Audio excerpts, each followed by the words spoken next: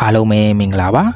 မမျော်လင့်မဲ့ရှားပွေတွေ့ရှိခဲ့တဲ့စမ်းပြသောအရာများနံပါတ်1တန်လွင်သည့်အပြာရောင်အခုမြင်နေရတဲ့အသီးကိုရုတ်တရက်ကြည့်လိုက်မယ်ဆိုရင်ဘယ်ဒီသီးလေးလို့တောင်ထင်ကြမှာပါ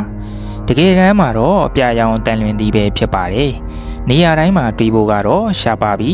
အခုတွေ့နေရတာကတော့အမေရိကန်နယူးယောက်က City Market တစ်ခုမှာရောင်းချနေတဲ့အပြာရောင်တန်လွင်သီးတွေပဲဖြစ်ပါတယ်နံပါတ်2 6ပေကျော်ရှိတဲ့ရေခဲချောင်းကြီးအရန်အေးတဲ့ဒေတာတွေမှာအေးပိုလွန်းလို့ရေကခဲပြီးရေခဲချောင်းဖြစ်သွားတာကိုမြင်ဘူးကြမှာပါအခုတွေ့နေရတဲ့လုပ်ငန်းတစ်ခုမှာတွေ့ခဲ့ရတဲ့ရေခဲချောင်းကြီးတစ်ခုပဲဖြစ်ပါတယ်တေချာကြည့်လိုက်မယ်ဆိုရင်လူတစ်ယောက်ရဲ့အရက်ထက်တောင်ရှည်လွန်းလို့တကယ်ကိုမယုံနိုင်စရာပါပဲနံပါတ်3ကမ်းခြေမှာတွေ့ရတဲ့ထူဆန်းသောတတော်ဟာဒါကတော့ကမ်းခြေတစ်ခုမှာရှာဖွေတွေ့ရှိခဲ့တဲ့ထူးထူးဆန်းဆန်းအကောင်မင်းဖြစ်ပါတယ်အမတ်တမဲကြည့်လိုက်မယ်ဆိုရင်ကင်းမွန်နဲ့တူပြီးမြင်လေအောက်ပိုင်းကပုံစံတွေကတော့တော်တော်လေးကိုကွဲလဲလို့နေပါတယ်နံပါတ်4ဖောက်မြင်နိုင်တဲ့တရွက်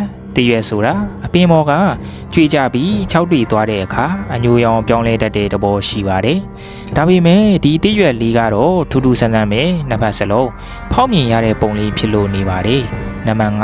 5280နီးပါးတတန်ရှိတဲ့ကိုလာပလင်းအခုချိန်ရှားပါပစ္စည်းရောင်းဝယ်တဲ့နေရာတွေမှာဒီလိုမျိုးနှစ်အတော်ကြတဲ့ကိုကာကိုလာပလင်းတွေဆိုဈေးကောင်းကောင်းရတတ်ပါတယ်အခုမြင်နေရတာကတော့1942ခုနှစ်ကထုတ်လုပ်ခဲ့တဲ့ကိုလာပလင်းဖြစ်ပြီးထုတ်ပိုးထားတဲ့ပုံစံကလည်းစမ်းလို့နေပါတယ်နံပါတ်6ကြီးမားလွန်တဲ့ပိုဖလန်အခုမြင်နေရတဲ့အကောင်ကတော့တာမန်ပိုးဖလန်တွေထက်ကိုကြီးမားလာတဲ့ပိုးဖလန်မျိုးစိတ်ပဲဖြစ်ပါတယ်ဒီကောင်ကိုအမေရိကန်နိုင်ငံကယ်လီဖိုးနီးယားပြည်နယ်မှာတွေ့ခဲ့တာဖြစ်ပြီး